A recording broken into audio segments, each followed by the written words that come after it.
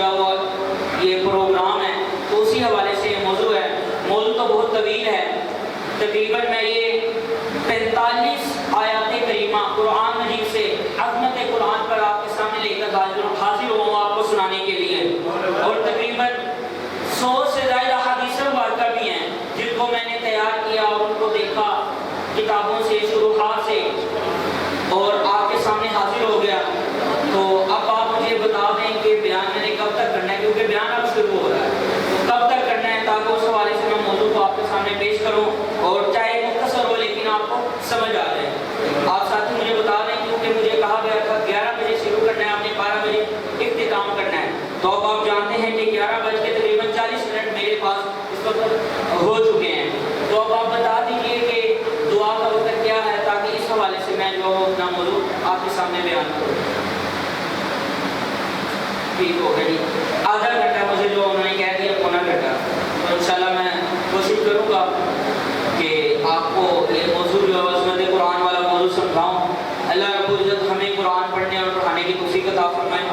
آپ کے سامنے جو میں نے آیت کریمہ پڑھی سورہ بقرہ قرآن کی دوسری سورت اور اس کی پہلی آیت, اللہ رب العزت نے ارشاد فرمایا ذالک الکتاب لا ریب فیہ ھدی للمتقین. ذالک یہ اس میں اشارہ ہے.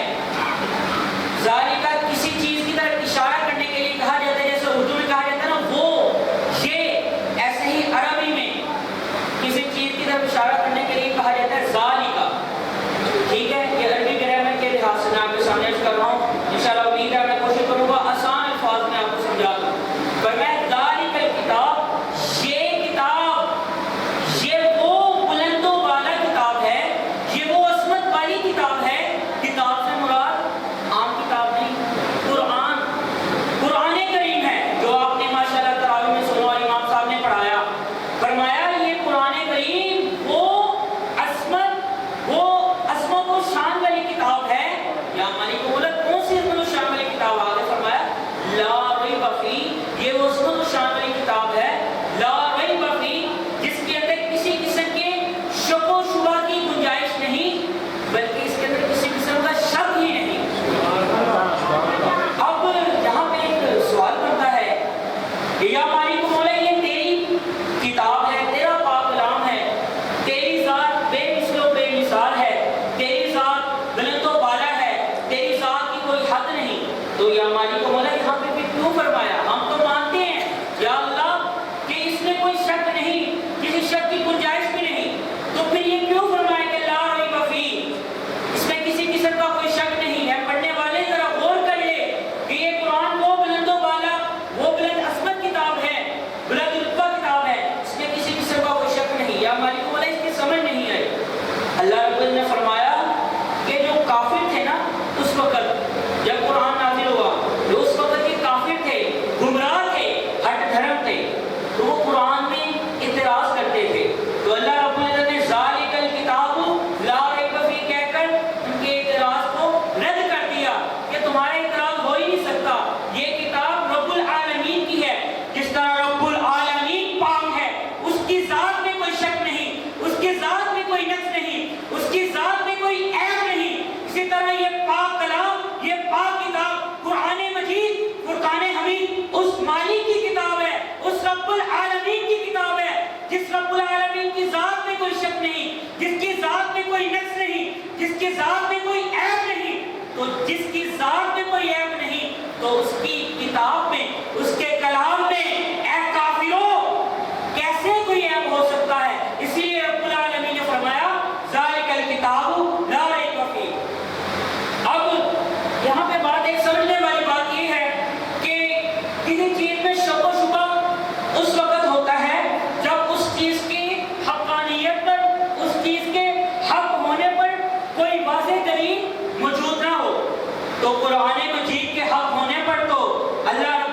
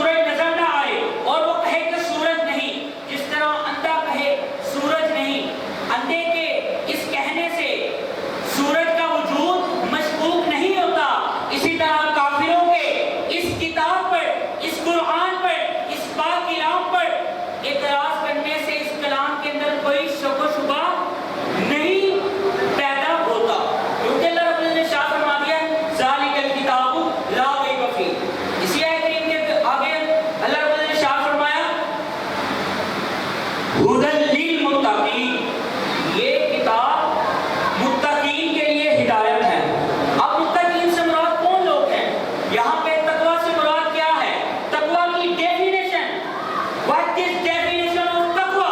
تقوی کی تعریف کیا ہے؟ تقوی کا معنی کیا ہے؟ تقوی کا مطلب کیا ہے؟ تو جب ہم تفسیروں میں دیکھتے ہیں، میں نے پڑھا تو اس کے اندر لکھا ہوا تھا تقوی سے مراد اپنے آپ کو ان کاموں سے بچانا جو کام اللہ رب العزت کی نافرمانی کا باعث بنے، اور اپنے نفس کو ان کاموں سے دور رکھنا جن کی وجہ سے نفس عذاب کا اور سزا کا مستحق ہو۔ اس کو کہتے ہیں تقوی۔ یعنی کہ سادہ لفظوں میں یہ بات ہے، تقوی اسے کہتے ہیں کہ اللہ رب العزت کے بتائے ہوئے احکام، اللہ رب العزت کے نازل کردہ احکام پر عمل پیرا ہونا اور اس کے منع کیے ہوئے کاموں سے رک جانے کا نام تقوی ہے۔ حضرات ذیوالقار، اللہ رب العزت کی جو پاک کلام ہے، پاک کتاب ہے نا، اس کے اندر اللہ نے فرمایا ہدی للمتقین، یہ متقین کے لیے ہدایت ہے، رہنمائی دینے والی ہے۔ حالانکہ اللہ تعالیٰ کا کلام جو ہے یہ پوری انسانیت کے لیے، پورے مسلمانوں کے لیے، ہر مخلوق کے لیے جو رہنمائی ہے، لیکن یہاں پہ ہدی للمتقین، متقین کی قید کیوں لگائی؟ یہاں پہ متقین کے ساتھ خاص کیوں کیا؟ یہاں پہ متقین کے ساتھ خاص اس لیے کیا کہ قرآن سے حقیقی معنی میں نفع اور ہدایت متقین اور ایمان والے ہی پاتے ہیں، کیونکہ کافروں کے لیے بھی قرآن ہدایت ہے۔ اگر وہ قرآن کو پڑھے، قرآن پر اثر کرے اور وہ کلمہ طیبہ پڑھ کر جو ہے وہ ایمان لے آئیں، نبی پاک صلی اللہ علیہ وسلم کے دین کے اندر داخل ہو جائیں، حقیقی طور پر قرآن سے نفع پانے والے متقین ہیں۔ اس لیے یہاں پہ متقین فرمایا کہ یہ کتاب متقین کے لیے جو ہدایت ہے۔ حضرات ذیوالقار، آگے ایک اور آیت کریمہ، اس سے پہلے اس آیت کریمہ کا پس منظر آپ کے سامنے رکھنا چاہتا ہوں کہ جب نبی پاک علیہ السلام پر قرآن نازل ہوا تو اس وقت کے کفار کیا کہتے تھے؟ کفار کہتے تھے کہ یہ جو قرآن ہے یہ نبی پاک نے خود اپنے ہاتھوں سے لکھا، اپنی زبان سے اس کو بول دیا، اپنے دل سے بنا لیا، طرح طرح کے اعتراضات کرتے تھے۔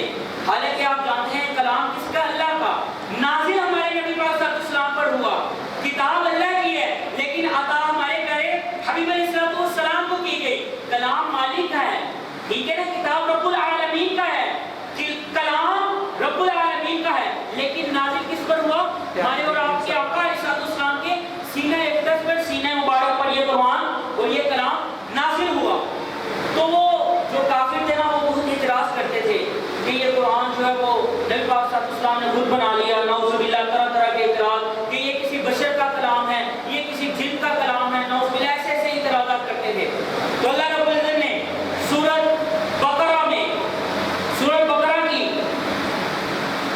آیت 23 میں، سورۃ بقرہ کی آیت نمبر 23 میں ارشاد فرمایا وَإِن كُنتُمْ فِي رَيْبٍ مِّمَّا نَزَّلْنَا، اے کافروں اگر تم قرآن کے بارے میں شک میں ہو جو نازل کیا گیا ہے ہمارے بندے خاص پر، علی عبدنا، عبدنا یہاں پہ جو نا ضمیر ہے، یہاں سے مراد بندے خاص، بندے خاص سے مراد کون ہے؟ ہمارے اور آپ کے آقا علیہ السلام کی ذات والا صفات ہے۔ فرمایا وَإِن كُنتُمْ فِي رَيْبٍ مِّمَّا نَزَّلْنَا عَلَىٰ عَبْدِنَا، اے کافروں، اے گمراہو، تم کہتے ہو کہ قرآن اللہ کا کلام نہیں، تم اس کے بارے میں شک کرتے ہو جس قرآن کو ہم نے اپنے نبی پاک صلی اللہ علیہ وسلم پر نازل کیا۔ تم لاؤ، یا مالک مولا کیا لائیں؟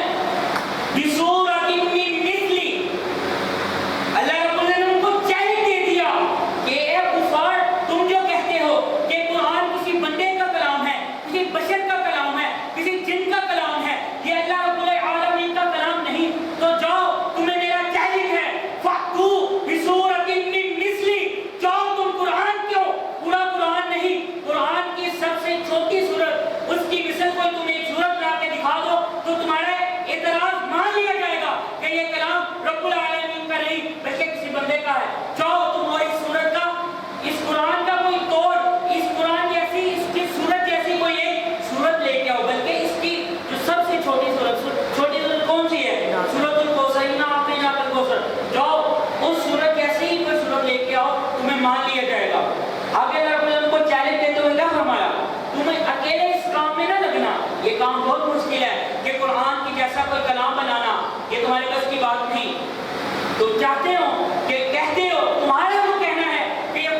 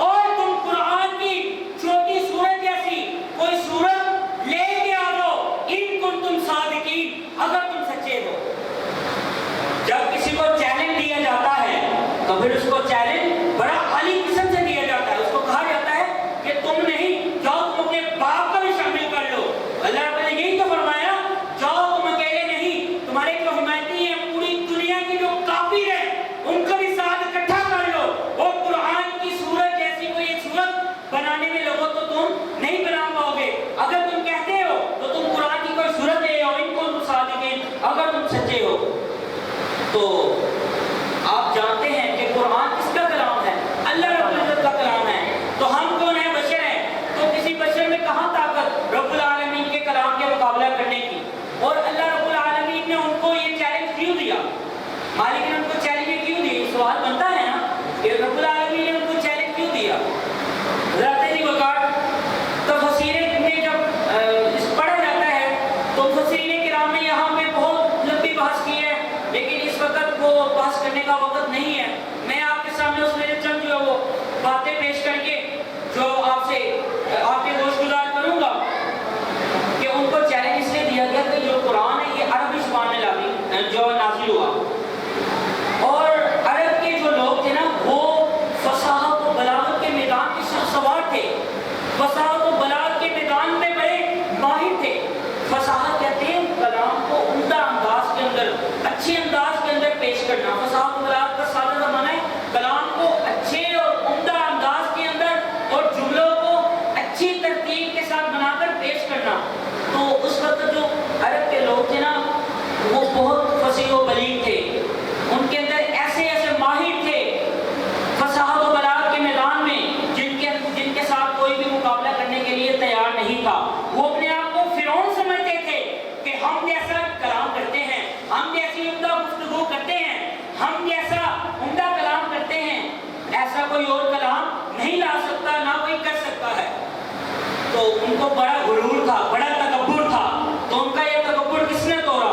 ان کا تکبر جب میرے اور آپ کے آقا صلی اللہ علیہ وسلم دنیا میں تشریف لاتے ہیں، نبی پاک صلی اللہ علیہ وسلم پر نازل کی جاتی ہے یہ کتاب۔ تو یہ کتاب جو ہے قرآن فصاحت و بلاغت کے حوالے سے اتنی عالی و شان ہے، عالی شان ہے، اتنی بلند و مرتبہ ہے کہ جب کفار نے اس قرآن کی آیات کو سنا تو وہ بھی اپنی انگلیاں جمانے پہ مجبور ہو گئے اور کہنے لگے واللہ کہ ہمارا پہلے یہ عقیدہ تھا، ہمارا پہلے یہ نظریہ تھا کہ ہم جیسا کلام کرتے ہیں، ہم جیسی گفتگو کرتے ہیں، ہم جیسا جو ہے وہ گفتگو کرنے والے، ایسا کوئی کلام لانے والا نہیں، ایسی کوئی گفتگو کرنے والے نہیں۔ تو جب میرے اور آپ کے آقا صلی اللہ علیہ وسلم پر قرآن نازل کیا گیا، تو جب میرے آقا صلی اللہ علیہ وسلم نے یہ قرآن پڑھا تو وہ کفار یہ کہنے پر مجبور ہو گئے، ان کا غرور خاک میں مل گیا کہ وہ کہنے لگے کہ واللہ یہ کلام، یہ فصاحت و بلاغت میں ہم سے بھی اعلیٰ ہے۔ ہم کہتے تھے کہ ہمارے جیسا کوئی کلام نہیں لا سکتا، لیکن اس قرآن نے ہمارا غرور خاک میں ملا دیا۔ حضرات نے بتا یہ اعجاز قرآن، اس کو کہتے ہیں اعجاز قرآن۔ قرآن نے ان کافروں کو معجز کر دیا، یعنی اپنے ان کفار کا جو غرور تھا نا وہ خاک میں ملا دیا۔ عاجز کہتے ہیں کسی کو عاجز کر دینا، لاچار کر دینا، بے بس کر دینا۔ تو جب یہ کلام میرے آقا صلی اللہ علیہ وسلم پر نازل ہوتا ہے تو وہ کفار جو لاچار ہو گئے، بے بس ہو گئے۔ پہلے تو وہ فصاحت و بلاغت کے میدان میں اپنے آپ کو بڑے ماہر سمجھتے تھے، لیکن جب قرآن نازل ہوا تو وہ ان کے جو غرور خاک میں ملا اور کہہ اٹھے کہ یہ قرآن واقعی ہی اللہ کا کلام ہے، یہ قرآن واقعی ہی بڑی فصاحت و بلاغت والا ہے، یہ قرآن، یہ کلام، یہ جو وہ کلام بڑا عمدہ ہے، ایسا کلام ہم بھی نہیں کر سکتے، ہم بھی بے بس ہیں۔ حضرات زیبکار اسی نہج کے اوپر اللہ رب العزت نے قرآن کے پارہ نمبر 11 سورہ یونس کی آیہ نمبر 38 میں ارشاد فرمایا ام یقولون افترا، اے کافرو تم کہتے ہو کہ یہ قرآن میرے نبی نے خود بنایا، تو جاؤ قل فأتوا بسورۃ مثلہ وادعوا من استطعتم من دون اللہ ان کنتم صادقین۔ تو جاؤ تم اللہ کے سوا جو تمہارے حمایتی ہیں ان کو بھی اکٹھا کر لو، شامل کر لو، اور شامل کر کے اس قرآن کی سب سے جو چھوٹی صورت ہے اس کی مثل کوئی ایک صورت لے ہو اگر تم سچے ہو۔ لیکن آج تک یہ حقیقت ہے، یہ گواہی ہے اور یہ ایک حقیقت ہے کہ قرآن جیسا کوئی کلام نہیں لا سکا۔ قرآن کو مٹانے والے بڑے بڑے آئے لیکن وہ خود مٹ گئے، قرآن آج بھی زندہ ہے، قرآن قیامت تک رہے گا، کیونکہ ہمارے نبی پاک علیہ السلام زندہ ہیں، ان پر جو نازل ہونے والا کلام ہے وہ بھی زندہ ہے، قیامت تک باقی رہے گا۔ اور اللہ رب العزت فرمائے ان تم صادقین، اگر تم سچے ہو تو جاؤ قرآن کی صورت کی مثل کوئی صورت لے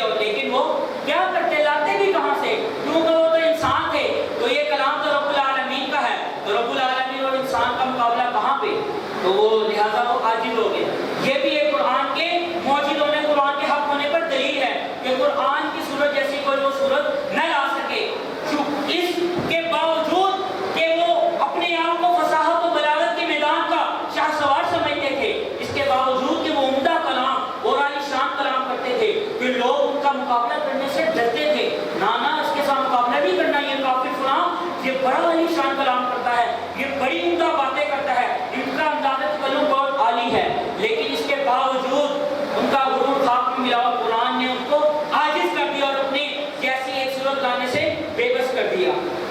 اللہ اکبر۔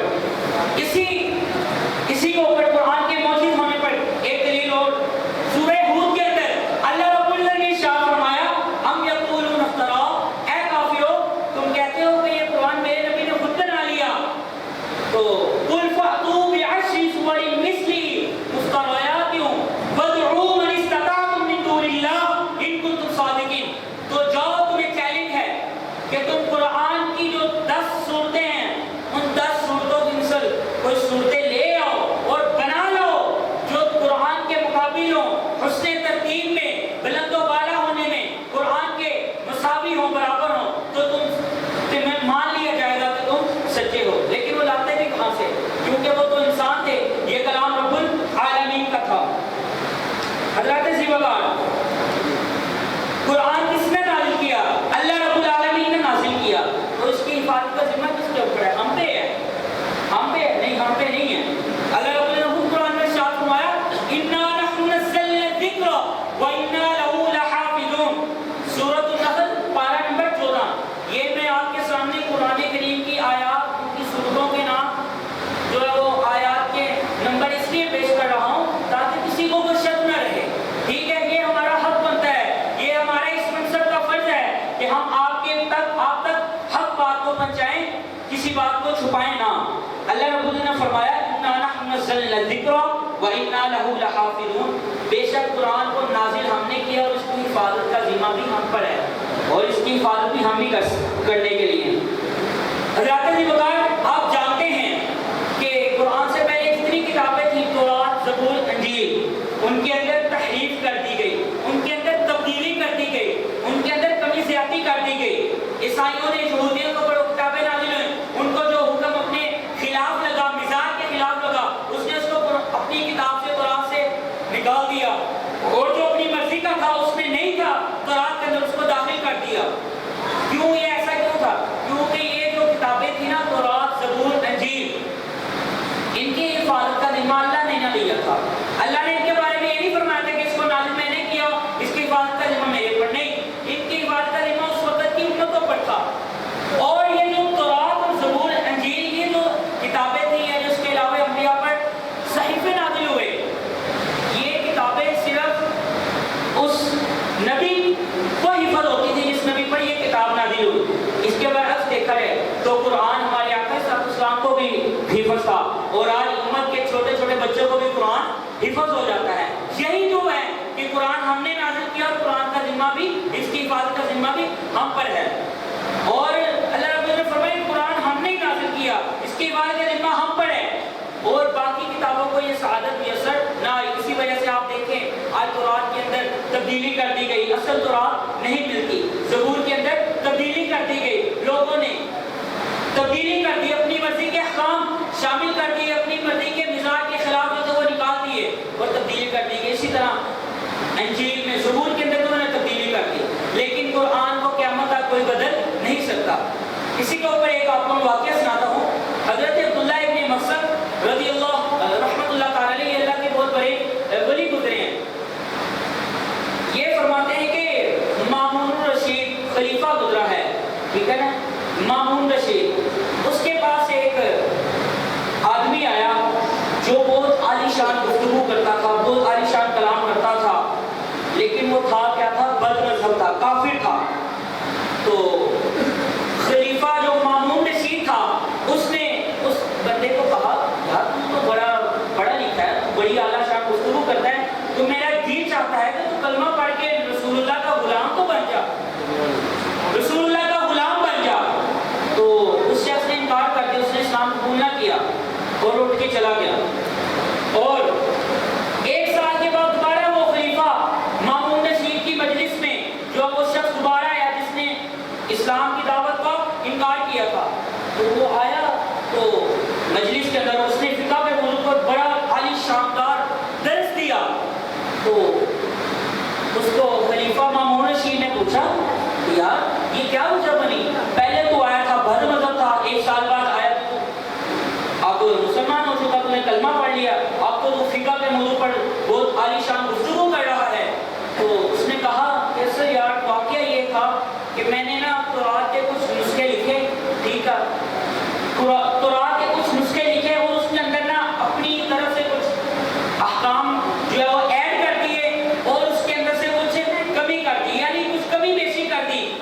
اور اس کو میں لے کے عیسائیوں کے جو پادری تھے، جو عالم تھے، ان کے پاس گیا تو میں نے ان کو بولا کہ یہ میں نے تورات کے نسخے لکھے ہیں، آپ مجھ سے پیسے دیں اور یہ آپ مجھ سے خرید لیں۔ کہتا انہوں نے مجھ سے جو عیسائیوں نے وہ تورات کے نسخے خرید لیے۔ کون سے نسخے تھے؟ جس کے اندر اس نے کمی بیشی کی تھی، اصل تورات نہیں، جس نے اس کے اندر اپنی مرضی سے باتیں ایڈ کی تھی، کچھ نکال دی تھی، تحریف کی تھی۔ وہ کہتا ہے اسی طرح میں نے انجیل کے جو وہ 3 نسخے لکھے، اور میں نے وہ نسخے لکھے اور میں ان کو لے گیا جو ہے وہ ان کے پادریوں کے پاس، جو ان کے عالم تھے۔ تو میں نے کہا کہ یار یہ میں نے نا انجیل کے نسخے لکھے ہیں، یہ تم مجھ سے خرید لو پیسوں کے ذریعے۔ تو وہ کہتے ہیں کہ اس نے جو اس کے پادری تھے، جو عالم تھے، انہوں نے مجھ سے جو ہے وہ یہ نسخے خرید لیے۔ اس کے اندر انہوں نے اپنی طرف سے اس نے جو ہے وہ کمی زیادتی، کمی بیشی کی تھی، کچھ احکام ایڈ کر دیے تھے اپنی طرف سے، کچھ ادھر سے نکال دیے تھے۔ کہتے ہیں اس طرح میں نے نا قرآن کے کچھ نسخے لکھے اور اس کے اندر بھی میں نے کمی بیشی کی۔ تھا وہ بدبخت نہ کافر تھا، باز نہ آیا، تو قرآن کے بھی اس نے کچھ نسخے لکھے۔ کہتا ہے میں نے نسخے لکھے، اس کے اندر میں نے کمی بیشی کی، اور میں وہ اسلامی کتب خانے کے اندر لے گیا۔ تو میں جب لے کے گیا تو وہاں بڑے بڑے عالم علماء موجود تھے، تو میں نے جا کر ان کو بولا کہ جناب یہ میں نے قرآن کے نسخے لکھے ہیں، تو یہ قرآن آپ کی عظیم کتاب ہے، آپ کے ہاں یہ قرآن آپ کا ایک دستور ہے، آپ پڑھا جاتا ہے، آپ مجھ سے خرید لیں۔ کہتا اس نے مجھے جو علماء تھے انہوں نے کہا کہ لاؤ کون سے نسخے ہیں؟ کہتے میں نے لا کے دیے۔ تو کہتے علماء نے اس کو بغور پڑھا، تو جب پڑھا تو ظاہر بات وہ عالم کے حافظ تھے، ان کو پتہ لگ گیا کہ اس نے اس کے اندر کمی بیشی کی ہے۔ تو وہ کہتا ہے کہ میں جان گیا کہ یہ میں تورات لے کے گیا اپنی کمی بیشی کر کے، تو انہوں نے مجھ سے خرید لی۔ انجیل لے کے گیا، اس کے اندر بھی میں نے کمی بیشی کی، تو انہوں نے مجھ سے خرید لیا۔ لیکن یہ میں قرآن لے کے گیا، یہاں تو علماء نے پہلے اس کو پڑھا، اور جہاں پہ انہوں نے دیکھا کہ اس کے اندر اس نے بدتمیز نے جو ہے وہ کمی بیشی کی، کچھ آیتیں نکال دی، کچھ اپنی طرف سے ایڈ کر دی، تو میں سمجھ گیا یہ کلام قیامت تک اس کو کوئی تبدیل نہیں کر سکتا، یہ کلام حق ہے اور پاک ہے، یہ کسی قسم کی کمی زیادتی سے جو وہ نہیں ہو سکتی اس کے اندر، کیونکہ یہ قرآن اللہ نے فرما جو دیا اِنَّا نَحْنُ نَزَّلْنَا الذِّكْرَ وَإِنَّا لَهُ لَحَافِظُونَ، بے شک قرآن ہم نے نازل کیا اور ہم نے اس کی حفاظت کا ذمہ لیا۔ تو وہ کہتا ہے کہ میں نے جب یہ معجزہ دیکھا نا کہ قرآن کو جو علماء انہوں نے قرآن پڑھا، اور وہ جب اس کی کمی بیشی پر جو ہے وہ مطلع ہوئے کہ یار یہ قرآن کے نسخے کے اندر جو اس نے تبدیلی کی ہے، تو کہتے میں جان گیا کہ واقعی یہ قرآن حق ہے۔ کہتے اسی وقت میں نے کلمہ پڑھا اور مسلمان ہو گیا۔ یہ تھا یہ قرآن کا معجزہ کہ وہ بدبخت کتنا ماہر تھا، تورات کے اندر کمی بیشی کی انہوں نے لے لی، زبور کے اندر کی لے لی، انجیل کے اندر لی، کئی کی اس نے تو انہوں نے لے لیا، لیکن قرآن جب اس نے کی تو علماء تھے نا، علماء حفاظ تھے، تو یہی تو رب نے فرمایا نا کہ قرآن کو نازل اپنی کی حفاظت کرنے میں یہی تو حفاظت ہے کہ اللہ رب نے ایسے اپنے بندوں کو یہ استطاعت عطا کی، یہ طاقت عطا کی، وہ اپنے سینے کے اندر پورے کے پورے 30 پارے سنبھال لیتے ہیں اور تراویح کے اندر پورا کا پورا قرآن سناتے ہیں، لیکن ان کی ٹانگیں نہیں کانپتی۔ آج تو لوگوں کی تقریر کرتے ہوئے ٹانگیں کانپ جاتی ہیں نا، لیکن ہمارے جو حفاظ الحمدللہ ان کی ٹانگیں نہیں کانپتی۔ کیوں؟ کہ ان کے اوپر اللہ رب العزت کی خاص رحمت ہوتی ہے، نبی پاک صلی اللہ علیہ وسلم کی خاص عنایت ہوتی ہے۔ الحمدللہ یہ تیاری کرتے ہیں، یاد کرتے ہیں، تو جب مسلح پہ کھڑے ہوتے ہیں الحمدللہ پورے 30 پارے آگے کھڑے ہو گئے پڑھ لیتے ہیں، لیکن ان کی ٹانگیں نہیں کانپتی۔ یہ اللہ کا فضل ہے، یہ اللہ کی رحمت ہے۔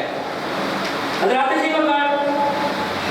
آگے آپ کے سامنے میں چند آیت کریمہ اور بھی پیش کرتا ہوں قرآن کے عظمت و شان کے حوالے سے۔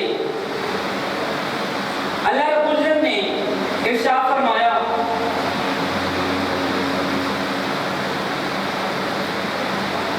وَلَقَدْ يَسَّرْنَا الْقُرْآنَ لِلذِّكْرِ فَهَلْ مِن مُدَّكِرٍ، یہ جی پارہ نمبر 27 ہے اور سورۃ القمر ہے۔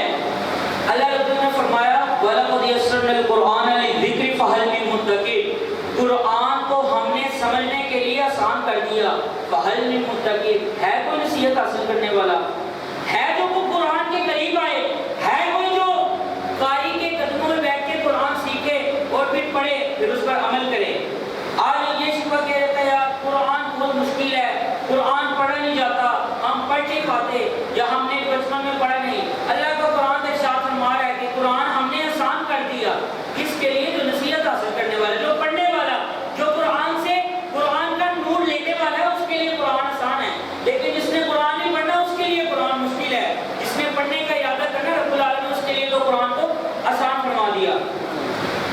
ذات علی وقار اب اللہ رب العزت نے ارشاد فرمایا سورۃ الطور، یہ بھی 27واں پارہ ہے.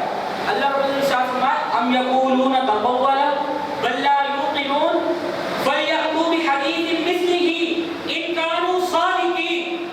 وہ کافر کہتے تھے نا کہ یہ قرآن نبی نے خود اپنی زبان سے نعوذ باللہ بنا لیا، یہ اللہ کا کلام نہیں. تو اللہ رب العزت نے فرمایا کہ فلیأتوا بحدیث مثلہ ان کانوا صادقین، تم جاؤ قرآن کی کوئی ایک سورت سے جو سب سے چھوٹی سورت ہے اس کی ایک آیت میں سے بھی کوئی آیت لے کے آ جاؤ تو تمہیں مان لیا جائے گا تم سچے ہو. لیکن وہ لاتے بھی کہاں، ان کے اندر یہ طاقت ہی نہیں تھی، کیونکہ وہ کلام مالک رب العالمین کا کلام ہے. بشر کے اندر ہاں کہاں طاقت کہ وہ رب العالمین کے کلام جیسا کلام جو وہ لا سکے. حضرات علی وقار اب عظمت قرآن کے حوالے سے میں آپ کے سامنے احادیث مبارکہ پیش کرتا ہوں. انشاءاللہ امید ہے کہ آپ کے دلوں کو سکون بھی ملے گا. یہاں پہ ایک بات سماعت فرما لیں کہ کچھ لوگ ہوتے ہیں ان کے ذہن میں ہوتا ہے کہ یار مولوی صاحب آئیں گے بڑے کوئی جو شعر و شاعری سنائیں گے ہمیں، تو جی بڑے نوٹ پہن کے جائیں گے، تو جی وہ بڑی جوش و خطابت کریں گے. حضرات علی وقار اصل ایک بات یاد رکھیے، تقریر کا مقصد اصل یہ ہوتا ہے کہ آپ کو بات سمجھ آئے. اب دیکھیے جو میں نے قرآنی آیات بتائی ہیں یہ کسی سے کوئی کم ہے، یہ شعروں سے کم ہے. کوئی شعروں کی کیا حیثیت، وہ تو بندوں کے لکھے ہوئے شعر ہیں، یہ تو مالک کائنات کا کلام ہے. تو جب مالک کائنات کا کلام سنتے ہیں ہمیں خوش ہونا چاہیے. اب آپ کے سامنے میں احادیث مبارکہ پیش کرتا ہوں. بسم اللہ الرحمن الرحیم.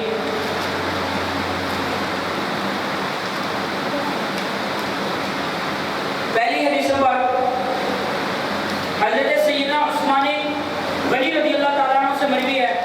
آپ فرماتے ہیں خیرکم من تعلم القرآن وعلمہ.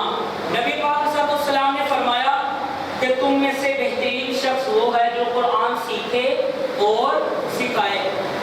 اب یہاں پہ اس حدیث پاک میں شرح میں جو پڑھتے ہوئے میں نے میرات المناجی حضرت مفتی احمد یعقوب مینی علیہ رحمہ نے مشکات المصابیح کی شرح میرات المناجی میں لکھا ہے قرآن پڑھنے قرآن سے مراد صرف یہ نہیں کہ پڑھنا پڑھانا، اس کا مفہوم بہت وسیع ہے. اس کا مفہوم یہ ہے کہ کسی کو قرآن کی طرف جو ہے وہ قرآن کی تعلیم کی طرف لگا دینا، ٹھیک ہے، بچوں کو قرآن پڑھا دینا، ان کو قاعدہ سکھا دینا، قرآن کے جوڑ کرنا سکھا دینا. یہ بہت بڑا وسیع مفہوم ہے کہ تم میں سے بہترین شخص وہ ہے جو قرآن سیکھے اور سکھائے. حضرات علی وقار ذرا غور کیجئے، دنیا والوں کی نظروں میں بہترین شخص کون ہوتا ہے؟ کون ہوتا ہے؟ جس کے پاس پیسہ زیادہ ہو، جس کے پاس مال و دولت زیادہ ہو، جس کے پاس گاڑیاں زیادہ ہو، جس کا بینک بیلنس زیادہ ہو. لیکن اللہ رب العزت کے محبوب علیہ السلام نے یہ ہمیں پیغام دے دیا جو امت کے لیے پیغام ہے، یہ دستور ہے، یہ آئین ہے کہ بہترین شخص وہ ہے جو قرآن سیکھے اور سکھائے، چاہے وہ غریب ہی کیوں نہ ہو، چاہے اس کے پاس پہننے کے لیے پھٹا ہوا سوٹ ہی اس نے کیوں نہ پہنا ہو. جو قرآن پڑھا رہا ہے بہترین شخص وہ ہے. بہترین ہونے کا دار و مدار قرآن کے اوپر ہے کہ جو قرآن سیکھے گا سکھائے گا وہ بہترین ہے. باقی چاہے جو جتنے مرضی ڈالر کمائے، جو جتنے مرضی پیسے کمائے، جتنے مرضی اس کی آگے پیچھے گاڑیاں گھومیں، لیکن بہترین وہ نہیں. بہترین وہ ہے جس کو میرے نبی پاک صلی اللہ علیہ وسلم نے فرمایا کہ قرآن سیکھنے والا اور سکھانے والا، اگرچہ وہ غریب ہی کیوں نہ ہو، اگرچہ وہ مالداری کے اعتبار سے اتنا مال نہ رکھتا ہو، غریب ہی کیوں نہ ہو، لیکن وہ بہترین ہے. وہ شخص کتنا بہترین ہوگا کہ جس کو آپ کو میرے آقا صلی اللہ علیہ وسلم بہترین کہہ رہے ہیں. حضرت علی وقار ذرا غور کیجیے، جب ایک بچہ اسکول کے اندر پاس ہوتا ہے، فرسٹ پوزیشن حاصل کرتا ہے، تو اس کے والدین یا اس کے ٹیچر کہتے ہیں ہمارے شاگرد نے یا والدین ہمارے بچے نے جو فرسٹ پوزیشن حاصل کی، تو وہ اس کا ایک چرچا کرتے ہیں کہ ہمارے بچے نے جو فرسٹ پوزیشن حاصل کی. تو اس بچے کو بڑی خوشی ہوتی ہے کہ آج میرے پاپا یا میری ماں یا میرے ٹیچر جو آج میری تعریف کر رہے ہیں کہ ہمارا بچہ پاس ہو گیا، ہمارے بچے نے آج اس نمبر لے لیے. لیکن حضرات علی وقار اس شخص کا مقام کیا ہوگا، اس شخص کی خوشی کا کوئی اندازہ لگا سکتا ہے جس کو میرے اور آپ کے آقا صلی اللہ علیہ وسلم فرمائے کہ بہترین شخص ہوگا جو قرآن سیکھے اور سکھائے. تو یہاں سے قرآن کی عظمت کا اندازہ ہے کہ قرآن سیکھنے سکھانا یہ نبی پاک صلی اللہ علیہ وسلم کی سنت ہے اور حکم ہے. تو ہمیں بھی قرآن سیکھنا اور سکھانا چاہیے. اللہ اکبر. دوسری حدیث سے بات سنیے. عن عائشہ رضی اللہ تعالی عنہ قالت قال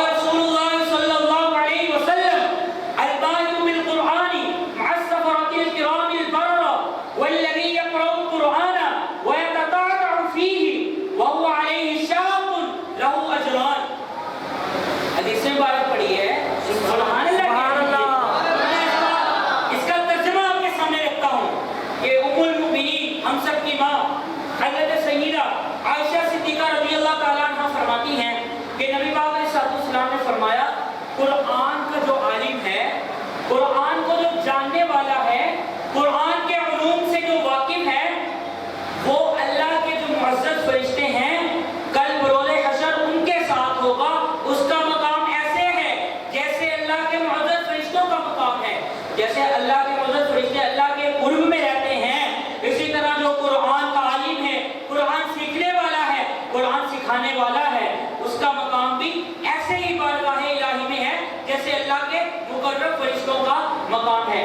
آگے فرمایا وَالَّذِي يَقْرَأُ الْقُرْآنَ وَيَتَتَعْتَعُ فِيهِ وَعَلَيْهِ شَاقٌ، کہ ایک وہ شخص ہے جو قرآن سیکھتا ہے لیکن سیکھ نہیں پاتا، قرآن سیکھنے کی کوشش کرتا ہے اور اس کی زبان اس کو جو ہے وہ اس کا ساتھ نہیں دیتی۔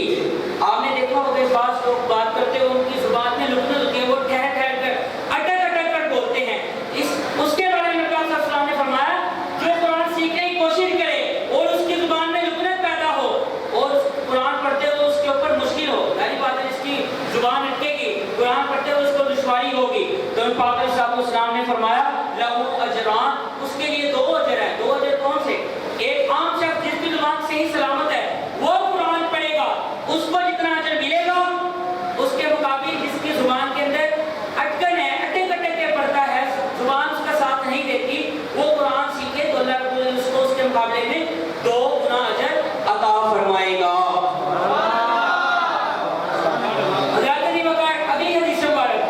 یہ آپ کو حدیث شریف کی کتاب بھی میں دکھا دیتا ہوں۔ یہ ہے جی مشکات المصابیح، اس کو کہا جاتا ہے مشکات شریف۔ یہ ہے حدیث مبارکہ کی کتاب۔ یہ ایک کتاب نہیں، اس کتاب کی 2 جلدیں ہیں۔ یہ پہلی جلد ہے، جلد نمبر 1، جلد نمبر 2 جو ہے اس سے بھی بڑی ہے، وہ زیادہ موٹی ہے۔ یہ شاید اتنی بڑی کتاب آپ نے زندگی میں پہلی مرتبہ ہی دیکھی ہو۔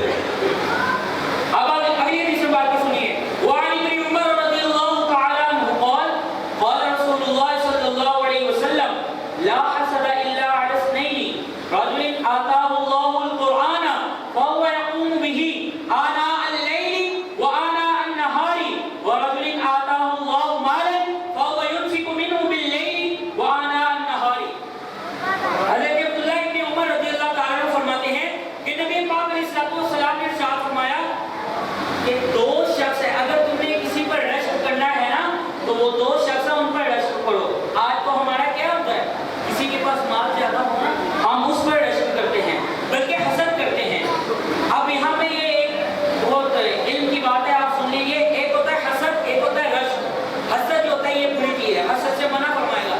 حسد کی تعریف کیا؟ حسد کی تعریف، حسد اسے کہتے ہیں کسی کو اللہ رب العزت نے کوئی نعمت عطا کی، اس کی نعمت دیکھ کر جلنا، اس کی نعمت دیکھ کر کسی کو اللہ نے مال عطا کر دیا، کسی کو اللہ تعالیٰ نے گاڑی عطا کر دی اور وہ اس کی گاڑی دیکھ کر جلتا ہے، دل میں اس کے لیے جو وہ کجی پیدا ہوتی ہے کہ اس کو اہلیت عطا ہو گئی، یہ میرے پاس ہونی چاہیے تھی، یا اس کی نعمت کے چھن جانے کی تمنا کرتا ہے، دعا کرتا ہے یا اللہ اس کی یہ گاڑی تباہ کر دے، اس کا مال تباہ کر دے، اس کو کہتے ہیں حسد۔ حسد بری چیز ہے، حسد سے حسد منع ہے، لیکن نبی پاک صلی اللہ علیہ وسلم نے فرمایا رشک کرنا ہے تو ان 2 شخصوں پر کرو۔ کون سے 2 شخص؟ رجل آتاہ اللہ القرآن، ایک وہ شخص ہے جس کو اللہ رب العزت نے قرآن عطا کیا اور قرآن پڑھتا ہے اور پڑھاتا ہے، رات کو تراویح میں قرآن سناتا ہے، لوگ سنتے ہیں۔ نبی پاک صلی اللہ علیہ وسلم نے فرمایا کہ رشک کرنا ہے تو اس میں رشک کرو۔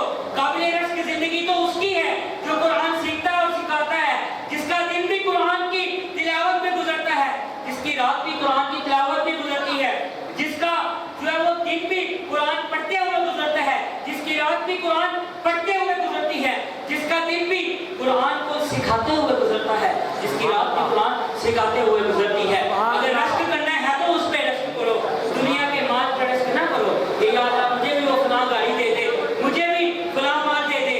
تم دعا کرو، اگر کسی کو دیکھو وہ قرآن بڑا پیارا پڑھتا ہے تو دعا کرو یا مالک تو مالک ہے، جس طرح تم نے اس کو قرآن پڑھنے کی توفیق عطا فرمائی، پیاری آواز عطا فرمائی، یا مالک تیرے خزانوں میں کوئی کمی نہیں، مجھے بھی اس جیسی آواز عطا فرما تاکہ میں بھی قرآن کی تلاوت کر سکوں اور میرا بھی جو ہے وہ تیری بارگاہ میں ایک مقام بن سکے، تاکہ میں بھی تلاوت کر کے اپنی جو ہے وہ اللہ رب العزت کی بارگاہ میں بہترین ہونے کا اعزاز حاصل کر سکوں۔ یہ دعا مانگنی چاہیے۔ اور دوسرا وہ شخص جس کو اللہ رب العزت مال عطا کرے اور مال کو کیا کرے، مال کو اللہ کی راہ میں خرچ کرے، بے حیاؤں کے کاموں میں نہیں،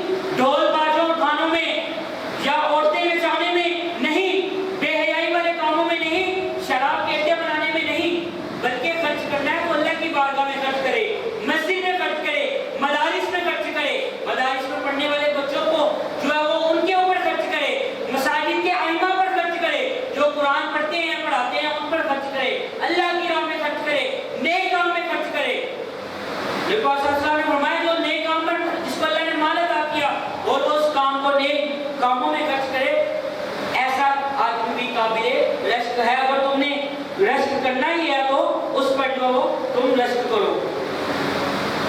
हज़रत अबू बकर अभी हदीस मुबारक के अंदर हज़रत उमर बिन खत्ताब रज़ियल्लाहु ताला अन्हु खलीफा है, तो हज़रत सैयदना उमर फारूक रज़ियल्लाहु ताला अन्हु इस हदीस के रावी हैं। उमर बिन खत्ताब रज़ियल्लाहु ताला अन्हु قال رسول الله صلى الله عليه وسلم ان الله يرفع بهذا الكتاب اقواما ويضع به آخرين۔ حضرت عمر فاروق رضی اللہ تعالیٰ فرماتے ہیں کہ نبی پاک علیہ الصلوۃ والسلام نے فرمایا قرآن ایک ایسی کتاب ہے کہ جو اس کو پڑھتا ہے اور اس پر عمل کرتا ہے، اللہ تعالیٰ اس کو قرآن پڑھنے اور اس پر عمل کرنے کی برکت سے اللہ رب العزت اس کا مرتبہ بلند فرما دیتا ہے، اس کا مقام بلند فرما دیتا ہے۔ صرف یہ نہیں فرمایا کہ فرمایا وَيَضَعُ بِهِ آخَرِينَ، اور جو قرآن پڑھے لیکن عمل نہ کرے، یا قرآن پڑھے ہی نہ، قرآن کے احکامات پر جو عمل نہ کرے، اللہ رب العزت اس کو ذلیل و رسوا فرما دیتا ہے۔ آج آپ نے دیکھا ہے قرآن سے بغاوت کرنے والے ذلیل و رسوا ہو رہے ہیں کہ نہیں؟ ہو رہے ہیں۔ یہ تو دنیا کی رسوائی ہے، تو آخرت کی رسوائی اللہ تعالیٰ کی پناہ، آخرت میں بھی رسوائی ہوگی۔ لیکن جس نے قرآن پڑھا اور قرآن سیکھا اور قرآن پر عمل کیا، اس کو اللہ رب العزت دنیا میں بھی جو مقام و مرتبہ عطا فرمائے گا اور آخرت میں بھی مقام و مرتبہ عطا۔ دنیا میں مقام و مرتبہ کیا ہے؟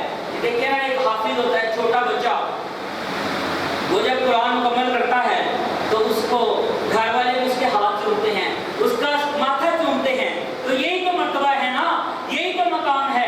اور وہ چھوٹا بچہ اس کو عالی شان صوفے پہ بٹھایا جاتا ہے، باقی سب لوگوں کو اس کے قدموں میں بٹھایا جاتا ہے۔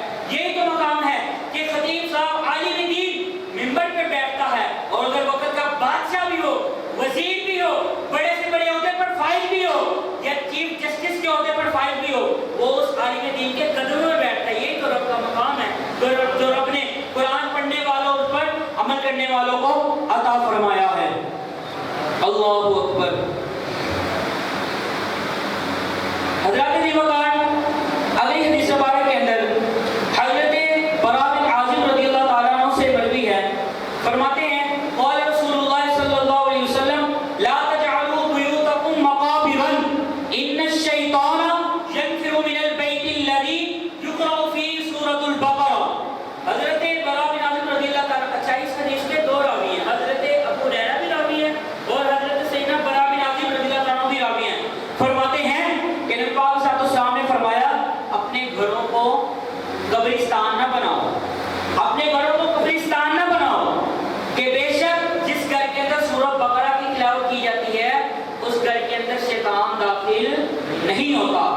آج دیکھیں نا، ہر بندہ پریشان ہے نا، قاری صاحب دعا کرتے ہیں، گھر کے اندر پریشانیاں ہیں، گھر کے اندر کوئی جنات کا سایہ ہے، بچے بیمار رہتے ہیں، بیگم بیمار رہتی ہے، ایک ٹھیک ہوتا ہے دوسرا بیمار ہو جاتا ہے، اس کی دوائی آتی ہے دوسرا بیمار ہو جاتا ہے، گھر میں نہ اتفاقیاں ہیں نہ سلوکیاں ہیں، اس کا کوئی وظیفہ بتا دیں تو جو وظیفہ میرے اور آپ کے آقا علیہ السلام نے بتایا، اس سے بڑھ کر کوئی وظیفہ ہو سکتا ہے؟ کوئی نہیں ہو سکتا۔ اور وظیفہ کیا ہے؟ سورۃ بقرہ کی تلاوت، یہ کی ہے تو گھر کے اندر جو الحمدللہ اللہ کے فضل و کرم سے برکتیں ہی برکتیں نازل ہوتی ہیں۔ اب اگلی جو حدیث مبارک آپ کو میں سنانے لگا ہوں، یہ حدیث مبارک اس بات پر دلالت کرتی ہے کہ جب قرآن پڑھا جائے اللہ کی رحمت نازل ہوتی ہے، اللہ کے فرشتے بھی قرآن سنتے ہیں۔ سنیے گا، آپ کو مزہ آئے گا۔ عن سعید بن الخدری رضی اللہ تعالی عنہ انہ سید بن خدیر قال بینہما هو يقرأ من الليل سورۃ البقرہ وفرسہ مربوطۃ عنده۔ آپ فرماتے ہیں کہ حضرت اسید بن خدیر رضی اللہ تعالی عنہ ایک رات کو سورۃ بقرہ کی تلاوت کر رہے تھے اور ان کے قریب ان کا گھوڑا باندھا ہوا تھا۔ انہوں نے تلاوت کر رہے تھے سورۃ بقرہ کی اور ان کے قریب ان کا گھوڑا جو انہوں نے رسیوں کے ساتھ گھوڑے کو باندھا ہوا تھا۔ اذا جالت الفرس فسكت فقرا فجالت فسكت فسكنت۔ فرماتے ہیں کہ حضرت اسید بن خدیر رضی اللہ تعالیٰ عنہ قرآن کی جب تلاوت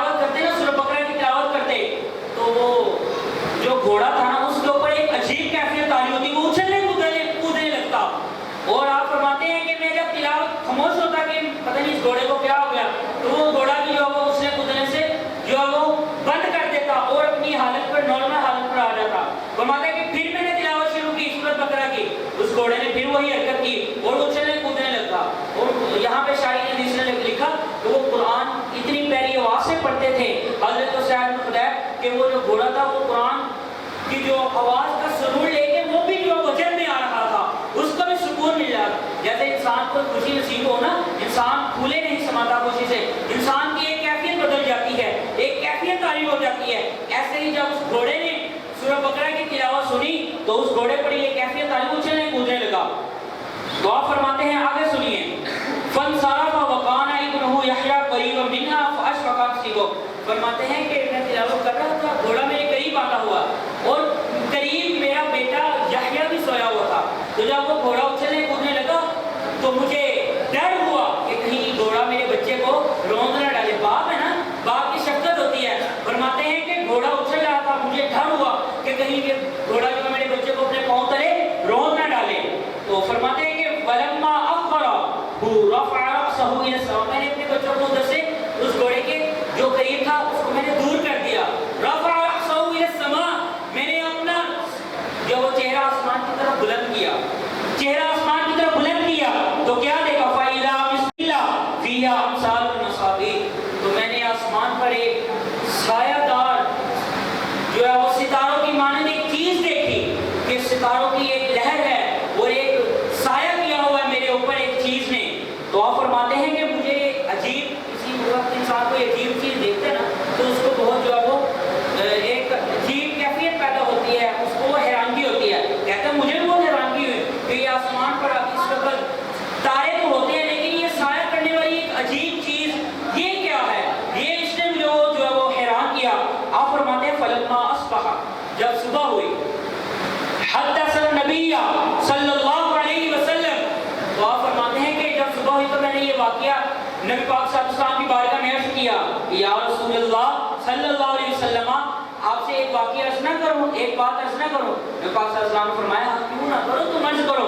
فرمایا یا رسول اللہ رات کو میں تلاوت کر رہا تھا سورۃ بقرہ کی. جب میں تلاوت کرتا تو وہ گھوڑا تلاوت کی آواز سن کر جو اچھلنے کودنے لگتا اور میں نے جب آسمان کی طرف اپنا چہرہ بلند کیا، آسمان کی طرف دیکھا تو آسمان پہ ایک ستاروں کی مانند ایک سایہ دار چیز جو میرے اوپر سایہ کی ہوئی تھی. تو مجھے جو بہت حیرانگی ہوئی تو میں نے آپ کی بارگاہ میں عرض کیا یا رسول اللہ فرمائیے معاشرہ کیا ہے، یہ کیا چیز تھی؟ تو نبی پاک صلی اللہ علیہ وسلم نے فرمایا تِلْكَ الْمَلَائِكَةُ دَنَتْ لِصَوْتِكَ. اللہ اکبر. حضرات علی وقار یہ جملہ بڑا سرور والا ہے. یہ جب پڑھتا ہے تو انسان، جب جس کے دل میں قرآن کی محبت ہو جب وہ پڑھتا ہے تو اس کی خوشی کی انتہا نہیں رہتی. نبی پاک صلی اللہ علیہ وسلم نے فرمایا تِلْكَ الْمَلَائِكَةُ دَنَتْ لِصَوْتِكَ. اے میرے صحابی، یہ وہ جو سایہ دار چیز تجھے نظر آ رہی تھی یہ اللہ کے نورانی فرشتے تھے. تو سورہ بقرہ کی تلاوت کر رہا تھا، ان کو اللہ رب العزت نے بھیجا تھا کہ جاؤ تم بھی جا کے اس میرے بندے کی آواز، تلاوت کی آواز سنو اور اس پر اپنی رحمت کے سائے کر دو. تو فرمایا کہ یہ وہ فرشتے تھے جو رحمت کے سائے کر رہے تھے قرآن پڑھنے والے پر، قرآن پڑھنے والے پر. ٹھیک ہے. تو آج جب ہمارے حافظ صاحب تلاوی میں قرآن پاک سناتے ہیں اللہ کی مدد سے ان پر بھی جو ہے وہ رحمت کے سائے ہوتے ہیں. اللہ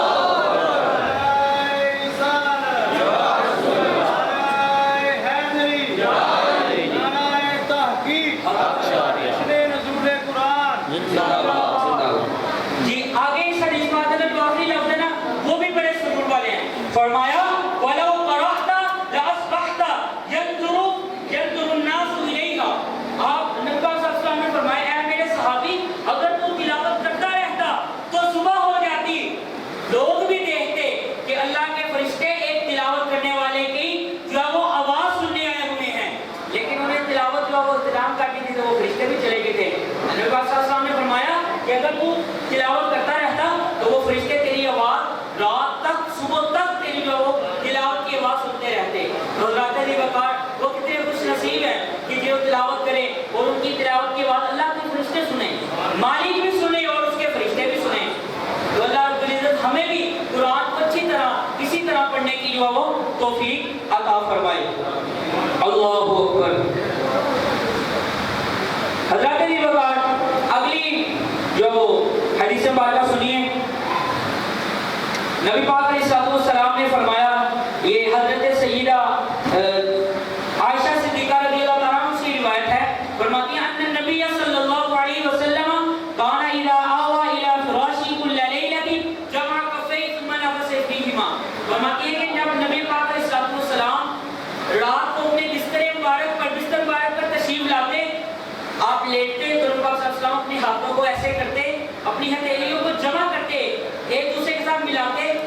پھر سورۃ الفلق اور سورۃ الناس پڑھتے اور اپنے ہاتھوں پر پھونک مار کے جو وہ اپنے جسم پر مل لیتے جہاں تک آپ کہا جاتا. تو نبی پاک صلی اللہ علیہ وسلم کا یہ عمل تھا. تو سیدہ فرماتے ہیں کہ نبی پاک صلی اللہ علیہ وسلم نے فرمایا جو یہ عمل کرے رات کو سونے سے قبل جب بستر پر آئے اپنے ہاتھوں جو ہے وہ سورۃ الفلق اور سورۃ الناس پڑھے اور اپنی ہتھیلیوں پر پھونک مار کر ان ہتھیلیوں کو پورے جسم پر مل لے, اللہ رب العزت اس رات کو اس کو ہر طرح کی مصیبت سے جو ہے وہ بچا لیتا ہے. اللہ تعالی بکار اب یہ جو حدیث مبارکہ سنیے. اور ابن عباس رضی اللہ تعالی عنہما قال بینما جبرائیل قاعد عند النبی صلی اللہ علیہ وسلم سامعا نقیضا من فوقه. حضرت عبداللہ ابن عباس رضی اللہ تعالی عنہ فرماتے ہیں کہ ہم بیٹھے تھے اور ہمارے درمیان آقا علیہ السلام بھی تشریف فرما تھے, جلوہ کرتے تو اور ساتھ جبریل امین علیہ السلام بھی تشریف فرما تھے. تو کیا ہوتا ہے سامعا نقیضا من فوقه, تو ایک ہم نے جو وہ زوردار آواز جو اوپر سے نہیں زوردار آواز سنی تو فرفع رأسہ, تو حضرت جبریل امین نے اپنا سر مبارک اوپر آسمان کی طرف بلند کیا. فقال, اور فرمایا ھذا باب من السماء فتح اليوم لم يفتح قط الا اليوم. فرمایا کہ یہ جو آواز تھی نا یہ آسمان کا ایک دروازہ کھلا, یہ اس کی آواز تھی اور یہ دروازہ آج سے پہلے کبھی نہیں کھلا, آج ہی کھلا ہے. فنزل منہ ملک, جو دروازہ کھلا اس کے کھلنے کا مقصد کیا تھا, فنزل منہ ملک, اس سے فرشتے نازل ہو رہے ہیں, اس سے آج ایسا فرشتہ نازل ہوا نزل الى الارض لم ينزل قط الا اليوم, کہ آج سے پہلے وہ کبھی فرشتہ زمین پر نہیں آیا, کبھی اس نے اپنا قدم زمین پر نہیں رکھا. اس فرشتے نے آ کر کیا کہا وسلم, اس نے نبی پاک علیہ السلام کو اور آپ کے صحابہ کو جو ہے سلام کیا. نبی پاک صلی اللہ علیہ وسلم کو اور آپ کے صحابہ کو سلام کیا.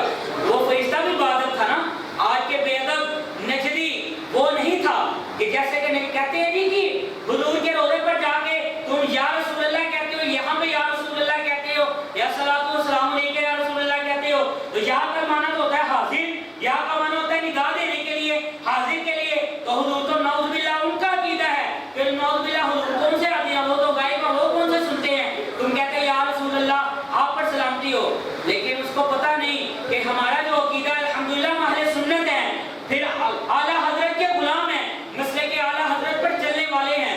ہمارا عقیدہ قرآن اور سنت کے خلاف نہیں, ہمارا عقیدہ وہی ہے جو اس فرشتے کا تھا. وہ بھی آیا اور اس نے آ کے نبی پاک صلی اللہ علیہ وسلم کو جو وہ سلام کیا اور اس فرشتے نے کہا فقال ابشر بنورین اوتیتہما لم یؤتہما نبی قبلک. اس فرشتے نے فرمایا کہ یا رسول اللہ آپ کو خوشخبری ہو ان دو نوروں کے ساتھ, وہ دو نور جو آپ سے پہلے کسی نبی کو عطا نہیں ہوئے.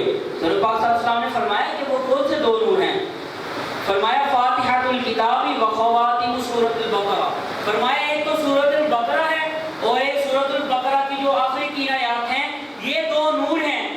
یہ ایسا ایک تحفہ ہے یا رسول اللہ, اللہ رب العزت نے آپ کے لیے یہ تحفہ ایسا تحفہ بھیجا ہے اور اس فرشتے کے ذریعے بھیجا ہے جو فرشتہ آج سے پہلے کبھی زمین پر آیا نہیں, اور اس آسمان کے اس دروازے سے فرشتہ آیا جو دروازہ آج سے پہلے کھلا نہیں. جب انسان اپنے کسی محبوب کے لیے تحفہ بھیجتا ہے نا تو انسان چاہتا ہے کسی عالی شان تحفہ, ایسی چیز بھیجی جائے جو کبھی کسی کے لیے نہ بھیجی گئی ہو. انسان چاہتا ہے کہ کوئی ایسا جو ہے وہ ایسا تحفہ ہو جو سب سے انوکھا ہو, سب سے بے مثال ہو. تو ہمارے آقا صلی اللہ علیہ وسلم اللہ کے محبوب ہیں, تو فرشتے نے عرض کی یا رسول اللہ اللہ نے آپ کے لیے ایسا تحفہ بھیجا ہے. وہ کون سا تحفہ, وہ تحفہ سورۃ البقرہ اور سورۃ الفاتحہ, سورۃ البقرہ کی آخری جو 3 آیات ہیں اور سورۃ الفاتحہ, یہ ایسا تحفہ ہے یا رسول اللہ آپ کے لیے اللہ رب العزت نے بھیجا ہے. فرمایا کہ لن تقرأ بحرف منہما الا اعطیتہ. فرمایا کہ سورۃ البقرہ اور سورۃ الفاتحہ ان کا جو ہر حرف پڑھے گا اللہ رب العزت ہر حرف پر اس کو بے گناہ انگنت بے شمار جو ہے وہ اجر و ثواب عطا فرمائے گا. حضرات نے بتا ہمیں بھی سورۃ البقرہ کی آخری 3 آیات یاد کرنی چاہیے. جن کو یاد ہے الحمدللہ ان کو پڑھنا چاہیے, اور جن کو نہیں یاد ان کو یاد کرنا چاہیے, ان کی بہت زیادہ جو فضیلت ہے. اگلی حدیث بات کا سنیے. وعن ابن مسعود رضی اللہ تعالی عنہ قال قال رسول اللہ صلی اللہ علیہ وسلم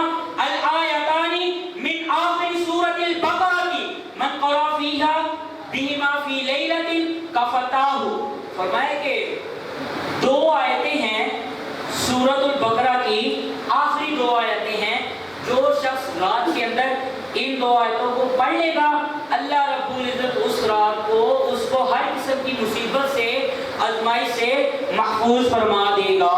فرمایا اس حدیث مبارک کی شرح میں مفتی احمد یار خان علیہ رحمہ لکھتے ہیں کہ اگر اس کو کوئی مصیبت پہنچے گی بھی تو اللہ تعالیٰ اس کو اس پر صبر کی توفیق عطا فرمائے گا، وہ ویلا نہیں کرے گا، اس مصیبت پر سینہ نہیں پیٹے گا بلکہ اس مصیبت پر رجع کرے گا۔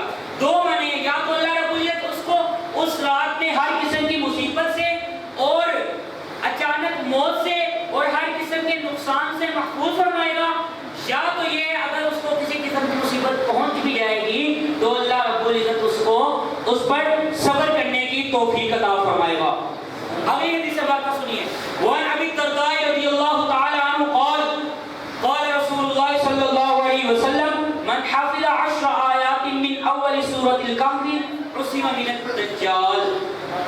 حضرت ابو الدرداء رضی اللہ تعالی عنہ فرماتے ہیں کہ نبی پاک صلی اللہ تعالی علیہ وسلم نے فرمایا جس نے سورۃ الکہف کی پہلی 10 آیات کو یاد کر لیا، جس کے سینے میں یہ 10 آیات نازل جو ہوئی، یہ 10 آیات جو اس کے سینے میں یاد ہوئی محفوظ ہیں، تو وہ کیا ہوگا؟ اسی من الدجال، اس کو برولے جو ہے وہ قرب قیامت دجال پر جو فتنہ اٹھے گا، آپ نے سنا ہوگا بہت سخت فتنہ ہوگا، اس فتنے سے نبی پاک علیہ السلام نے خود جو ہے وہ پناہ مانگی کہ یا اللہ مجھے دجال کے فتنے سے جو ہے وہ پناہ عطا فرما، دجال کے فتنے سے محفوظ فرما۔ ہمیں بھی دعا مانگنی چاہیے یا اللہ ہمیں دجال کے فتنے سے محفوظ فرما۔ وہ دیکھیے حضرات عزیز، وہ دجال کا فتنہ ہو وہ کتنا بڑا عظیم فتنہ۔ آج تو لوگ یہ آج کل کے جو فتنے نئے نئے فتنے اٹھ رہے ہیں، آج تو لوگ ان فتنوں سے نہیں بچ پا رہے ہیں، تو مجھے تو خوف رہتا ہے کہ لوگ دجال کے فتنے سے کیسے محفوظ رہیں گے۔ تو دجال کے فتنے سے محفوظ رہنے کا واحد طریقہ کیا ہے کہ سورۃ الکہف کی پہلی 10 آیات کو حفظ کیا جائے، ان کو یاد کیا جائے۔ پاک صلی اللہ علیہ وسلم نے فرمایا جو ان 10 آیات کو یاد کرے گا اللہ رب العزت اس کو قرب قیامت دجال کے فتنے سے محفوظ فرما لے گا۔ حضرات نے مقام اگلی حدیث سے بات کی، یہ بہت پیاری حدیث پاک ہے۔ یہ حدیث پاک جو قرآن پڑھنے والے ہیں نا، حافظ قرآن، ان کے والدین کی شان ہے۔ آپ سنیں گے تو آپ کی جو روح کو بھی سکون ملے گا، آپ کے دل کو بھی سرور آئے گا کہ ایک حافظ قرآن کی شان یہ ہے، تو پھر حافظ قرآن کے والدین کی شان یہ ہے، تو اس حافظ قرآن کی خود کی شان کیا ہوگی؟ اور اس کو شان کون دے رہا ہے؟ میں نے آپ نے نہیں دی، کسی دنیا دار نے نہیں دی، یہ شان اس کو میرے اور آپ کے آقا علیہ الصلوۃ والسلام دے رہے ہیں۔ آج دیکھیں حضرات جی وقار، کسی کو کوئی MNA اس کے ساتھ تصویر بنا لے، یا کسی کو کوئی بڑا شخص جو ہے وہ تحفہ دے دے، ٹھیک ہے، یا اس کا شیخ یا اس کا جو ہے وہ استاد کو تحفہ دے، تو وہ کتنا سجا سجا کے رکھتا ہے کہ مجھے تو میرے ٹیچر نے تحفہ دیا، مجھے میرے شیخ نے تحفہ دیا۔ وہ ہر کسی کا اظہار کرتا ہے کہ مجھے تو میرے استاد نے آج انعام دیا سبق درست سنانے پر، یا فلاں اچھا کام کرنے پر، میرے شیخ نے آج مجھے جو ہے وہ تحفہ عطا کیا، مجھے یہ انعام عطا کیا، تو ہر کسی کو بتاتا ہے۔ لیکن جس کو انعام خود ذات مصطفیٰ صلی اللہ علیہ وسلم سے ملے، اس کی خوشی کا عالم کیا ہوگا؟ سنیے حضرات علی وقار، قال رسول اللہ صلی اللہ علیہ وسلم من قرأ القرآن وعمل بما فیہ، نبی پاک صلی اللہ علیہ وسلم نے فرمایا جو قرآن پڑھتا ہے، جس نے قرآن دنیا میں رہتے ہوئے پڑھا اور اس پر بما عمل فیہ اور اس پر عمل کیا، تو کیا ہوگا؟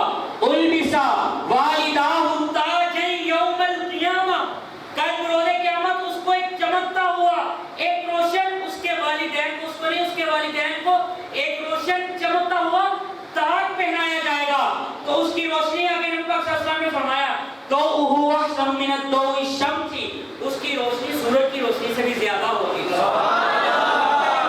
کیا مقام ہوگا جب ایک حافظ قرآن کے والدین کو ندا دی جائے گی کہ فلاں حافظ، اس کے والد کا نام یہ ہے، اس کی ماں کا نام یہ ہے، اس کی ماں بھی آ جائے، اس کا باپ بھی آ جائے، آج اللہ رب العالمین نے اس حافظ کے والدین کو جو ہے وہ نوازنا ہے، ان کو دنیا کے سامنے ایک مقام عطا فرمانا ہے، اس کا مقام، ان کی خوشی کا عالم کیا ہوگا؟ یہاں سے حافظ قرآن وہ مراد ہے جو قرآن پر عمل کرتا ہے، قرآن سیکھتا سکھاتا قرآن پر عمل کرتا ہے۔ یہ نہیں کہ صرف قرآن کو پڑھ لیا، بعد میں جو ہے وہ بد عمل بن کے، بے عمل بن کے، قرآن پر کوئی عمل ہی نہیں، نہ نماز، نہ روزہ، نہ کوئی ادب، یہ نہیں بلکہ قرآن کو جو قرآن پڑھے اور اس پر عمل بھی کرے. تو فرمایا وہ ضوءہ احسن من ضوء الشمس، اس تاج کی روشنی، اس چمکتے دھمکتے تاج کی روشنی اس سورج کی روشنی سے بھی زیادہ ہوگی. فی من ضوء الشمس فی بیوت الدنیا لو کان فیکم. آگے نبی پاک صلی اللہ علیہ وسلم نے فرمایا اے میرے صحابہ کہ تم اس روشنی کا اندازہ کیسے لگا سکتے ہو؟ اس بات سے لگا لو کہ اگر دنیا میں آج تو سورج جو ہے وہ آسمان پہ ہے تو وہ جب چمکتا ہے، جب روشن ہوتا ہے تو ہر ہر گھر کو، ہر جگہ کو، ہر کونے کو روشن کرتا ہے. اے میرے صحابہ تم ذرا ایک تصور لاؤ ذہن میں، تم ذرا گمان کرو کہ اگر وہ سورج زمین پر آ جائے اور جب سورج زمین پر ہو تو اس کی روشنی تمہارے گھروں میں ہو تو اس کی روشنی کا عالم کیا ہوگا. اب تو سورج آسمان پر ہے، اس کی روشنی ہر گھر کو روشن کر رہی ہے. اگر سورج زمین پر ہو تو پھر اس کی روشنی تمہارے گھروں میں جائے تو وہ اس کی روشنی کا عالم کا اندازہ کیسے لگایا جا سکتا ہے؟ نہیں لگایا جا سکتا کیونکہ اس کی روشنی بے مثل اور بے شمار ہوگی. آگے فرمایا فما ظنکم بالذی عمل بہذا، فرمایا اے میرے صحابہ یہ تو اس حافظ قرآن کے والدین کا مقام ہے، یہ تو اس حافظ قرآن کے والدین کی عظمت و شان ہے. تو میرے صحابہ ذرا گمان کرو، ذرا تصور کرو اس حافظ قرآن کے شان کا مقام کیا ہوگا. صحابہ کرام نے فرمایا یا رسول اللہ اس کی شان کا تو اندازہ لگایا ہی نہیں جا سکتا. سبحان اللہ. نعرہ لگائیے پانی کا بھی جائیے. لبیک لبیک لبیک یا رسول اللہ، لبیک لبیک لبیک یا رسول اللہ، لبیک لبیک لبیک یا رسول اللہ، لبیک لبیک لبیک یا رسول اللہ، لبیک لبیک لبیک یا رسول اللہ. نعرہ ختم نبوت زندہ باد زندہ باد. جزاک اللہ. اگلی حدیث سے بات سنیے کہ جس شخص کے سینے کے اندر قرآن ہوگا اس شخص کو آگ نہیں جلائے گی. حضرت عقبہ بن عامر رضی اللہ تعالی عنہ قال سمعت رسول اللہ صلی اللہ علیہ وسلم یقول لو جعل القرآن فی اہاب ثم القی فی النار ما احترق. حضرت عقبہ بن عامر رضی اللہ تعالی فرماتے ہیں کہ میں نے نبی پاک صلی اللہ علیہ وسلم کو فرماتے ہوئے سنا. یہ ہے حافظ قرآن کی شان. آج ہم لوگوں کو حافظ قرآن کی قدر نہیں، آج تو امام کی قدر نہیں. امام اگر 2 منٹ لیٹ ہو جائے مولوی صاحب آج سو گئے تھے، آپ کو نہیں پتا نماز پڑھانی تھی، آج تو لیٹ ہو گئی. ہم یہ معذرت کے ساتھ یہ جو ہمارا رویہ ہوتا ہے یہ ایسا ہوتا ہے جیسے ہم نوکروں کے ساتھ بولتے ہیں. ایسا رویہ نوکروں کے ساتھ رکھا جاتا ہے، لیکن وہ رویہ ہم مسجد میں آ کر امام کے ساتھ رکھتے ہیں. لیکن وہ تو جو لوگ امام کے ساتھ آگے بد کلامی کرتے ہیں ان کو گھر میں خود تو جو کوئی پوچھتا نہیں، ان کا گھر کے اندر وہ اسٹیٹس ہی نہیں ہوتا، لیکن وہ آگے امام کے اوپر چودھری بنتے ہیں. میں کسی کے اوپر تنقید نہیں کر رہا، یہ آپ کو فکر دے رہا ہوں کہ یار دیکھو جس کو اللہ رب العزت اتنی بڑی شان دے رہا ہے تو ہم اگر اس کی بے ادبی کریں گے تو ہم کیا پھر اللہ کے عذاب سے بچ پائیں گے؟ ہم کیا پھر سکون میں رہیں گے؟ نہیں نہیں. جس نے حافظ قرآن کی یا قاری قرآن کی ناحق جو ہے وہ اس کے ساتھ زیادتی کی یا اس کو تکلیف پہنچائی، اللہ رب العزت مالک کائنات ہے کیونکہ وہ حافظ کس کا تھا؟ اللہ کے پاک کلام کا. تو وہ جو اللہ کے کلام کا حافظ ہو تو اللہ تعالیٰ اس کی حفاظت بھی خود فرماتا ہے، اس حافظ قرآن کی حفاظت بھی اللہ تعالیٰ خود فرماتا ہے. تو پھر وہ اس کے جس نے حافظ قرآن کے ساتھ یا امام مسجد کے ساتھ بد کلامی کی ہوگی اللہ رب العزت کا روز قیامت سب کے سامنے ان کو ذلیل و رسوا کرے گا. تو پھر ان کی رسوائی کا عالم کوئی اندازہ لگا سکتا ہے؟ سنیے حدیث پاک کا. نبی پاک صلی اللہ علیہ وسلم نے فرمایا جس کے سینے میں قرآن ہو اس کو آگ میں ڈال دیا جائے تو آگ اس کو نہیں جلائے گی. دیکھیے حضرات وقار یہ ایک فرض کیا نا کہ اگر حافظ قرآن کو حافظ قرآن سے مراد حضرات وقار بار بار آپ سے کہہ رہا ہوں باعمل حافظ قرآن جو قرآن پڑھتا اور عمل کرتا ہے. ٹھیک ہے، جو ہمارے جیسے کہ امام صاحب ہوتے ہیں الحمدللہ باعمل ہیں تو ہم ان کے پیچھے نماز پڑھتے ہیں اور ان کے پیچھے ہماری نماز ہوتی ہے. باقی حافظ قرآن یا امام یہ بھی انسان ہے، ان سے بھی لفظش ہو سکتی ہے، لیکن ہمیں انگلی پر ان کے اوپر اٹھانے سے پہلے اپنے گرمان میں بھی جھانک لینا چاہیے کہ ہم کتنے پانی میں ہیں، ہم کتنے بڑے حاجی ہیں، ہم کتنے بڑے جو وہ صوفی ہیں، پھر ہم امام کے اوپر انگلی اٹھا لیں. فرمایا کہ اگر حافظ قرآن جس کے سینے میں قرآن ہے اس کو آگ میں ڈال دیا جائے تو اس کو آگ نہیں جلائے گی. آگے شان سنیے اگلی حدیث مبارکہ میں نبی حضرت پاک صاحب اسلام نے فرمایا وَعَنْ عَلِيٍّ رضی اللہ تعالیٰ عنہ، اس حدیث پاک کو حضرت مولا علی رضی اللہ تعالیٰ عنہ، مولا مشکل شاہ رضی اللہ تعالیٰ عنہ یہ روایت کرتے ہیں، فرماتے ہیں قال رسول اللہ صلی اللہ علیہ وسلم من قرأ القرآن فاستحضره، جس نے قرآن کو یاد کیا، قرآن کی مدد کی۔ یہاں پہ مدد کرنے سے مراد حضرت مفتی احمد یار خان نائینی، حضرت ملا علی قاری، حضرت شاہ عبدالحق مدرسہ دہلوی رحمۃ اللہ تعالیٰ علیہ نے اس کی شروعات میں یہ لکھا، یہ معنی بیان کیا قرآن کی مدد کرنے سے مراد یہ ہے کہ قرآن کو یاد کیا، قرآن کو حفظ کیا۔ فَأَحَلَّ حَلَالَهُ وَحَرَّمَ حَرَامَهُ، اور قرآن کے حلال کردہ احکام کو حلال جانا، وَحَرَّمَ حَرَامَهُ، اور اس کے حرام کردہ احکام کو حرام جانا، تو وہ کیا ہوگا؟ أَدْخَلَهُ اللَّهُ الْجَنَّةَ وَشَفَّعَهُ فِي عَشَرَةٍ مِّنْ أَهْلِ بَيْتِهِ كُلَّهُمْ قَدْ وَرِبَتْ لَهُ النَّارُ، فرمایا أَدْخَلَهُ اللَّهُ الْجَنَّةَ، اللہ تعالیٰ اس حافظ قرآن کو جنت میں داخل فرمائے گا، اس اکیلے کو داخل جنت نہیں فرمائے گا۔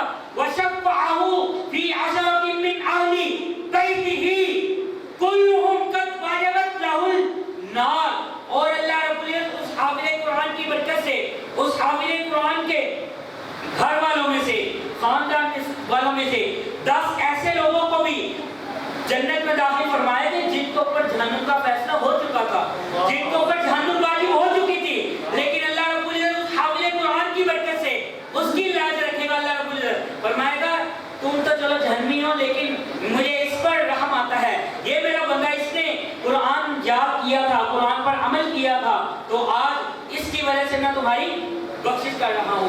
حضرات علی بکار یہاں سے یہ دلیل ملتی ہے کہ ہمارے جو علماء کرام ہیں ہمیں نماز پڑھاتے ہیں، تراویح پڑھاتے ہیں، حفاظ کرام ہیں، الحمدللہ یہ ہماری شفاعت کریں گے، ہمیں جنت میں لے کے جائیں گے۔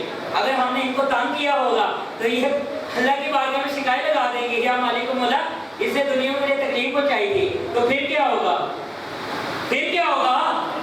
اگر یہ شکایت کر دیں تو اللہ تعالیٰ ان کی شکایت کو بھی قبول فرما لے گا، کیونکہ اللہ کو ان سے پیار ہے، حفاظ کرام سے، جن کی بخشش، جن کی وجہ سے اللہ تعالیٰ بندوں کو جنت کو داخل فرماتا ہے۔ اگر یہ کل روز قیامت اللہ کی بارگاہ میں شکایت کرے یا مالک میں غریب تھا لیکن ایک مسجد کا امام تھا، یہ مجھے تانے دیا کرتا تھا، میرے پیچھے نمازیں بھی پڑھتا تھا لیکن باہر جا کے میری غیبتیں کرتا تھا، تو پھر وہ اللہ رب العزت اس بندے کو سب کے سامنے ذلیل و رسوا فرمائے گا کہ تو یہ تو میرے گھر کی خدمت کر رہا تھا، یہ مسجد اللہ کا گھر ہے، کسی اور کا گھر نہیں، یہ تو میرے گھر میں نماز پڑھا رہا تھا، یہ میرا بندہ تھا، میری رضا کی خاطر امامت کر رہا تھا، لیکن تو نے اس کو تکلیف پہنچائی، آج تجھے اس کی تکلیف کا جو ہے وہ بدلہ چکانا پڑے گا اور تجھے رسوا کیا جائے گا۔